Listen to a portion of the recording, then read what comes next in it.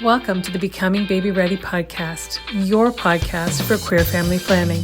My name is Sam, and throughout this podcast, you'll hear me have conversations with professionals who work alongside people who want to start and grow their families, as well as parents of intentionally created families. Everyone I speak to identifies as being part of the 2S LGBTQIA+ community. This is your opportunity to learn answers to questions you didn't even know you had. I'm changing things up this week. I'm not speaking to a queer parent, nor am I speaking to a queer professional. Instead, I'm speaking to a filmmaker who is queer and who wants to normalize the presentation of queer individuals in the media we consume for entertainment. I don't want to tell their story for them, so sit back, relax, and enjoy this conversation and how it highlights queer families.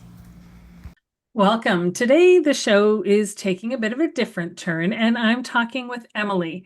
And I want you to have a listen to what Emmalie has to say about the work that they're doing and why we decided to have a conversation today. So welcome, Emmalie. Tell everyone about who you are and what it is that you do. Hi, my name is Emmalie and Hansof. I am a writer and director based in London, UK, even though I have an American accent. Don't let that fool you.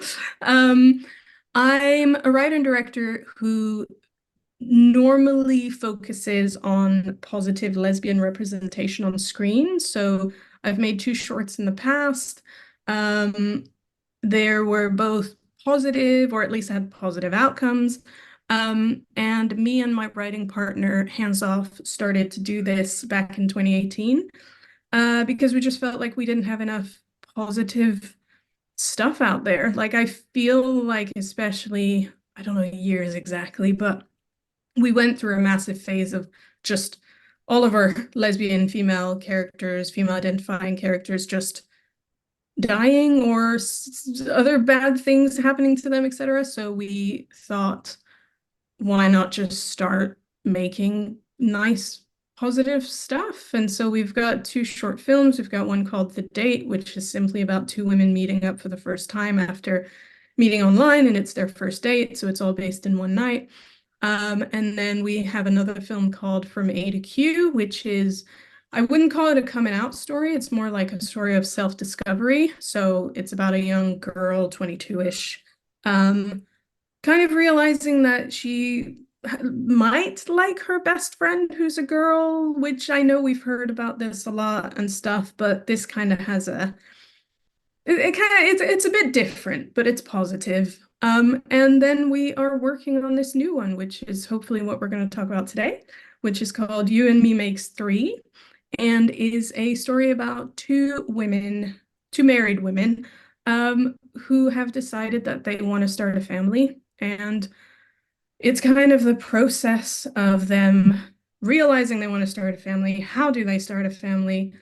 Is it as easy as just getting sperm from your best friend? What happens? That. And yeah, and that's that. And it's a proof of concept for a feature version. So if the short goes well, hopefully we'll turn it into a feature and have a much longer story, basically. Mm. And yeah. It is, well, and certainly anyone listening kind of now has an idea why you're speaking with me, since the concept of this particular podcast is to talk about queer family planning and how we create our families. And that's definitely a theme with your most recent piece of work that you're working on now. And I just sort of want to touch base very briefly on the comments you made before that, speaking with how you got into this and talking about how you wanted to create something that had positive messaging with it. And you're right. So often we see, if not death, then trauma somehow, that the dynamic of a lesbian relationship is very tumultuous and emotional, and it's either super, super passionate and then angry and hurt, Exactly. or there's like physical trauma of some kind. And so the idea of seeing something depicted that is kind of nice and happy and positive is actually something heartwarming to think about. So first of all, I hope that all of your work gets picked up to make features, but Oh, thank today you. we're going to talk about you and me. And so makes three. And so let's chat a little bit about that. I Sure. guess the question that anyone listening might have would be, do you have children? Is this a lived experience that you're drawing upon? And if not, then how do you come up with this concept and kind of ensure that it is authentic to what someone's lived experience might be like? So I wouldn't say it's my personal experience. I mean, I've been a lesbian pretty much my whole life. So when I was younger, obviously I would think about like how to start a family and stuff like that, and if having kids and things like that. But obviously back then I don't think I even really thought about how it was possible. I was just like, oh yeah, when I have a child, I will do this or won't do that and whatever. There was never any thinking about like, how am I gonna have a child? Um, but my co-writer, Hansof, I feel like it's much more kind of her story in a sense that we're both not pregnant, we both don't have children, but they know that they would like a child, but they know that they don't want to be the person carrying. Mm. So one of the characters in our film is I don't know what the right word, the right saying call for it, like the non-carrier. Non-birthing parent. That's it. Yes. Yes. And so our co-writer, Hansof, that is much more her character. And that character, the whole character is almost quite literally based on Hansof, which is quite fun. Mhm. Um, so yes, no, I wouldn't say it's our experience, but we've been writing this film for 6 years because originally we wrote the feature version. So obviously it took a lot longer and then we condensed it into the short. And over the course of the 6 years, we've done a lot of research, online research, spoke with um, same-sex parents, lesbian parents, queer, but female uh, parents. And everyone's journey was different. Some people got lucky first try, some people it took them years, some people um, it worked with at home sperm donor, others they had to do IVF or IUI or that the whole thing about so we've learned a lot about IVF, but there's still questions maybe about things that happened before IVF. So for example, we're speaking with fertility clinics, and what we thought was IUI is apparently IVI or some. So it could be wrong, or it could be vice versa, the other way around. The internet doesn't always help because I Right. swear we thought we got it right, and then we did not get it right. But yeah, um, so yeah, we're trying to do we're really trying to make this as authentic as possible, but I also want to make it fun. So there might still be some old, wives' tales in there, because they're quite funny to think that people used to think that certain, for example, I could be wrong, it could still work, but again, the internet might be lying about the whole, you have to inseminate and then put your legs in the air and stay there for like God knows how long, right? Right. I swear 6 years ago that was a thing, but then I Googled it the other day and they're like, oh, that's a myth. You don't actually have to do that anymore. And I'm just so confused now. Um, but that's still in the film because it's quite funny. It's something that you can still play with, and they might not know, because they're doing it at home. It's their first try. So yeah, stuff like that. And I think that is the thought process. I mean, when you go through the journey of trying to figure out how to create a family for yourself, when you're desperate to have a family, Mhm. then even if you don't need to put your legs up on the wall or whatever, you'll try anything. Exactly. Yeah, you just think, well, why not? It makes sense, You're like Uh, upside down, it gets there quicker. yeah. You just never know. And don't forget to put in the McDonald's French fries. That's a big one. What? I have never heard of this. Mhm. What? Mhm. What? Yep, after insemination, after transfer, whether it's IVF, RIVF, ICI, IUI, Mm-hmm. again, it's a myth. It's a commonly held belief, and Mm-hmm. many people think that if they don't do it, then things won't go right. And so, who cares whether it's right or not? You get some McDonald's French fries, probably because they're super salty, and you have those as a snack after you I ins saw this recent when you said that, I thought you meant stick him in after. Oh, And I oh, was like, oh dear, what do no. you mean? That would be horrible. But I've seen that. I saw this recently. I was on TikTok literally today, and I follow this same-sex couple, and they had just was it a they were calling it like a transfer day? I don't think, Yeah, yeah. yeah, yeah. And they made a whole video with like family and friends and stuff. It was a compilation of them wishing them like happy, good luck and stuff. And they all had French fries, like McDonald's fries or whatever. And I didn't understand that. I was like, oh, it's cool. It's chip. I love fries, whatever. Now you said that. Okay, that's cool. Mhm. That's a really cute thing. Maybe we should add that in. Okay, It's that'd be it's a super fun. fun little tidbit to kind of throw in Yeah. that really people who have done transfers or Yeah. fertility assistance will know, but those who haven't probably haven't heard of it before. So it's kind That of is a nod to the cool. community. No, okay, we can definitely do that. 100% add that in. That is so fun. That is awesome. Now McDonald's, you gotta sponsor us. Right, Wait, right. you need that money. Yeah, right. Um, You that may is want to cover up the M if they don't sponsor yeah, you, but yeah, yeah. It sucks. I already have an idea for it. That's it. It's in there.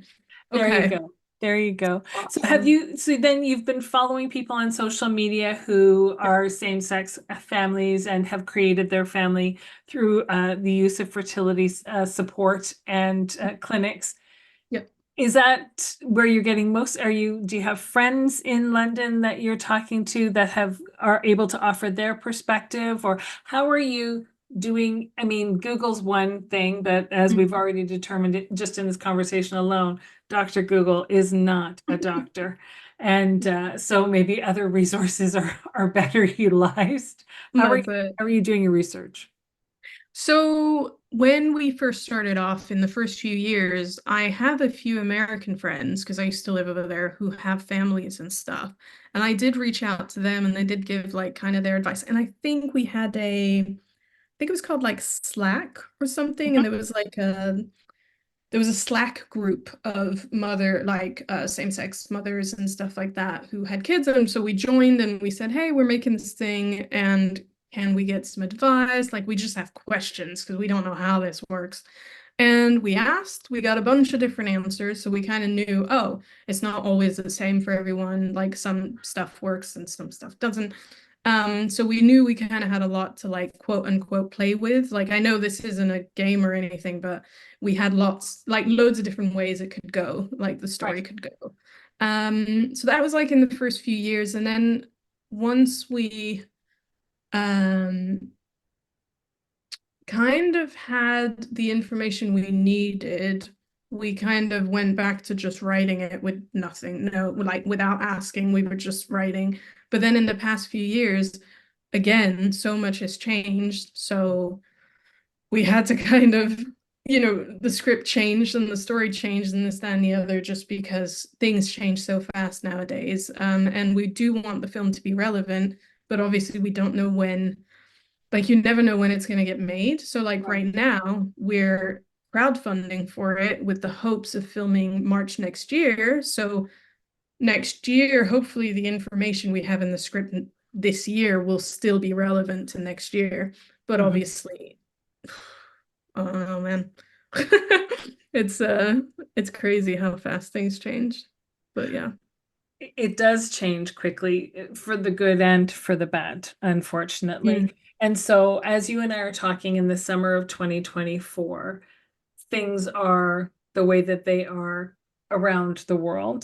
Mhm. November could see a huge shift in that dynamic.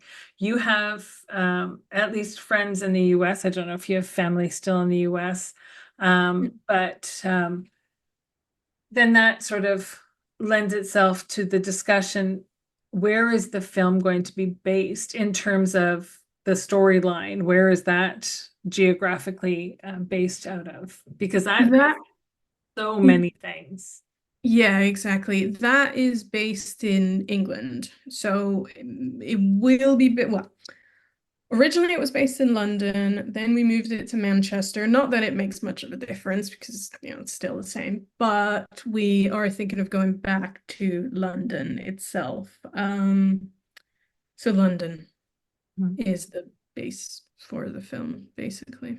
And I ask because of considerations like in most parts of the US at the moment, if Mhm. two women have a baby and one person births that child, whether they are biologically related to the child or it's the egg of the partner or a donor, whoever births that child is on the birth certificate. The other person may be put on the birth certificate, but they still have to go through the process of adopting their own child because that's the way that the laws are set up.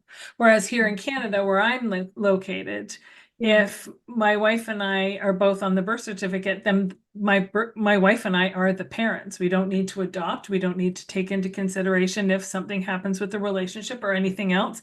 We Mm. are the parents, we are legally responsible for this child, and that's just the way that it is. And so I'm curious as to whether or not you've gotten into some of the minutia of little things like that, because any queer couple who may have to take something like that into consideration is certainly thinking about it through the pregnancy or even before conception. Wow. Well, for one, America's stupid. Like, no offense to like, but like if you're on the birth certificate, you're on the birth certificate. Like if a dad was on the birth certificate, he wouldn't Right. have to, that makes that's horrible. Mhm. Um, in all honesty, no, I didn't. I think I was under the assumption, like you said, that if you're on the birth certificate, I haven't looked into that. I could literally Google it right now. Whether Google is correct, I don't know. But I could but that is, you're right. That is another thing that we could add into the story. I mean, the feature would most probably feature that. Mhm. I'm not sure if the short would, because I feel like it's such an important conversation that you don't want it to be just like a 5-second thing in a short because you're running out of time and you need to move on to the next thing and stuff. So in the Mhm. future, I think that would definitely be an important conversation to have. Even though for me, I feel like it would be such an easy conversation. It's like, well, yeah, okay, you get put on the thing. Oh, you have to adopt. Okay, I will adopt the kid. It could be a 5-second conversation, but it's the whole like doing it. And I don't know how easy it is to do. Is it just, It involves home visits and lawyers' fees and okay, I need to look into, I want to Google that right now, but oh, I can't. Okay. Okay, I'll put that on my list of things to add slash, yeah. hold on for just a moment. We'll be right back. You know about babyREADY because you're listening to this podcast, so you know that we are all about queer family planning and helping you have the family of your dreams. But did you know that we don't abandon you once your baby arrives? We actually offer parenting coaching as well, and that's not just for the newborn phase, although we are there for that, but it's through toddlerhood and young children, tweens, and even through the teen years. When you need someone unbiased to lend an ear so that they can hear where your struggles truly are and help you come up with a path and a plan that feels truly right for you and your individual family, don't hesitate to reach out. We are always happy to be there for you. Visit us at www.babyready.info for more information. The episode that I aired on the 4th of July Mhm. on my own podcast actually had a couple that spent some time talking about second parent adoption and things like that, just and what Okay. they had to go through. So it is, like I say, it is anytime I'm speaking with an American couple, whether they are male identifying, female identifying, non-binary, whatever, if they're both the parents of the child, then that's part of the conversation that they've had in the Mhm. US, which Mm. I just think, again, I think it's mind-boggling that that's a a conversation that needs to happen, because if you're going through the process of creating a family together, then Exactly. I was gonna say, like, I might be wrong, but I feel like same-sex couples work so much harder to create that family. And like if you're gonna put that time and that money and this, that, and the other, just to then be like, oh, you have to prove that you want this kid and you have to prove that you want to be the parent and stuff like that, when I don't know, a straight couple can like have drunken sex and immediately it's like, oh yeah, you're the dad, even though you don't want to be the dad. Like, why, like there's, I don't know. Oh, it's crazy. and, and then we look at Ireland, and that's a whole other kettle of fish with Yeah. children. And there are so many problems around the world. And so I think that highlighting I mean, ultimately, what I'm going to say is that you have to do this as a feature, because there has to be enough time to delve into all the conversations that take place around the world to show a positive outcome. Yeah. But it is truly mind-boggling that two people who just want to create a family Yeah. have such a struggle politically and financially, Yeah, when that's they're on that insane. journey. I do see sometimes because we're in like some same-sex like parenting Facebook pages and stuff like that. And it's so sad, some of the posts I do see in there, because some of it is just like, oh, we had a kid together, but I'm not on the birth certificate, and now we're having issues and we're thinking of separating, but like I'm gonna lose like I'm the parent. And oh yeah, it's crazy. It's like that's it, it's just gone because you're not on. Yeah, Yeah. it's insane. It truly is insane. And it is, in fact, something that it impacts same-sex relationships in a way, as you have said, that it doesn't impact heterosexual relationships. If you have sex and have a baby, then that person, whether you stay together or not, is considered the legal parent of that child and is Yeah. responsible for that child, theoretically. But you don't get that same. Yeah. Can I ask if so let's say a lesbian couple use their best friend's sperm, does he immediately become the dad if he's not on the birth certificate? If they didn't have like sex, I guess. I don't know. You know It's what a I it's a mean? loaded question, and part of it depends on where this That's the happened, base. Okay. and part of it depends on the dynamics of the relationship. Certainly, I know of people who have used the gametes of a friend, and that person has absolved themselves of all legal rights to the child, but they also have to go through the legal process of doing that. They have to hire a lawyer and sign away their rights and that kind of thing. So could they contest it, and have there been cases? Absolutely, where someone's used a known donor and the known donor later on changes their mind and then contests the parentage and fights for rights to the child. Absolutely happens. It happens more frequently than I think people want to believe, which is disgusting. And Yeah. it's heartbreaking. And it's one of the reasons why I always say to people, go with the anonymous route, or it's never anonymous, because especially with 23andMe, there's no such thing as anonymity anymore. That's true. Um, but Jesus. certainly, go through a donor and use an agency. It's worth the emotional comfort that you get from knowing that you're protected. That's good to know. That's kind of thrown our whole film out the window, but that's good to And that know in isn't a the personal, intention. like, That isn't the intention. no. It's just some things to think about that Yeah, for sure. often, and I think that that's the problem. I think that unless you're in it, sometimes it can be hard to really realize how many I's you have to dot and T's you have to cross to Hmm. actually get to the other side, even to get to the point where you're starting the insemination process and then again the parenting the child. Yeah. Okay. Lots to think about because I mean, we know that the whole best friend thing happens all the time, but obviously we didn't know, and I don't think a lot of people know that stuff that you just mentioned until it happens. Yeah. Because in all honesty, in our film, I don't want to give too much away, but they do, their first try is with the best friend, the gay best friend. I mean, it's cliche, isn't it? It's like, oh, you're my best friend, you're gay, you don't want this, that, and the other, whatever. Um, but it doesn't work. So for them, I guess it's kind of lucky maybe that it doesn't work in that instance. Because we don't end with them having a baby with their best friend like that. You know, that's been done a million times and stuff. Mhm. So that kind of also adds a bit to the quote unquote drama in a sense, even though it is a comedy, you can't just be like, yep, okay, great, we have a child now.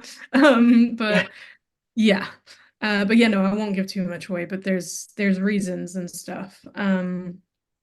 Okay, but that's good to know. And I think hands off when she listens to this, she's gonna learn a lot, like from what, like, wanting to have start a family and stuff. So It is um it is interesting. And to be fair, there are lots of people that I know have I know several people actually off the top of my head who did create a family with someone that they know, either because if they're same-sex male couple and they need a uterus, and so they are working with a lesbian or a lesbian couple to do that. I mean, there's all kinds of different ways that family dynamics can work. And so when we're talking about a nuclear two-parent, 1.5 children kind of family, then certainly then you can get into the maybe you shouldn't use a donor type of a conversation. But there are some truly beautiful families that I've seen created where there are two moms and two dads and a stepbrother and all kinds of things that just make the most beautiful blended whole big family. And at the end of the day, we just want our kids to feel as loved as they possibly can, right? So yeah. I mean, that's really the most important thing. So it's all a very interesting concept, and I'm very curious to see how the dynamics of yours plays out on screen. Fingers crossed. People can't see it, but I'm crossing my fingers. Fingers crossed. It's good. I mean, it's always nerve-wracking because it is a story of like millions, I don't know, millions of people, hundreds of thousands. I don't know exactly how Lots of many, people. same, yeah. Um, and we don't want to make it wrong or, make mistakes in a sense. But I think what we've learned from the 6 years is it's everyone's story is like different. So So different. obviously some people will go, well, that's stupid and that didn't work for us and this, that, and the other. But then someone else might be like, well, that's exactly what happened to us. And like, so hopefully people will see that it's like about the characters and about the couple and not so much how they do it because you have to think of them as like real people. They're going to make mistakes. They're not going to know what they're doing. They're going to Google stuff just like we did and Mhm. things are going to be wrong and this, that, and the other. Um, but maybe eventually they get there. Who knows? I'm not going to tell you the end of the film, like, Yeah, no, um, but no, don't. That's good to nope, see. secret. Um, yeah. So we're excited about it. We really are. Yeah, because like I said, we in the 6 years that we've I can't remember if I said this whilst you were recording or not, but either way, I'm gonna say it again. Um, in the 6 years that we've taken to write the feature version of this film, every year that goes by, I kind of ask myself, like, oh my God, are we writing this for nothing? Because there's going to be a film exactly like this coming out. Um, and did we do all of this for nothing? And is this pointless? I mean, I know there are no original ideas anyway, so we should make it regardless. But the point I'm making is that 6 years later, there's still nothing like it. Um, I mean, we do get like the odd lesbian couple, either already with kids or wanting children, but we kind of never see like their full story and stuff. Um, and that's what I feel like we need. For example, there's a new show on BBC called Avoidance. It's really funny, it's comedy. Um, and the main story is about this straight guy trying to get back with his um girlfriend and they have a kid and stuff. And that's like the main story. But his sister is a lesbian and she's married, and that story is beautiful. It's very funny. But in season one, she really wants a kid and her wife doesn't really. And they've already had the conversation and she doesn't really want to change her mind and stuff. And then by the end of that season, they've decided that maybe they want to try.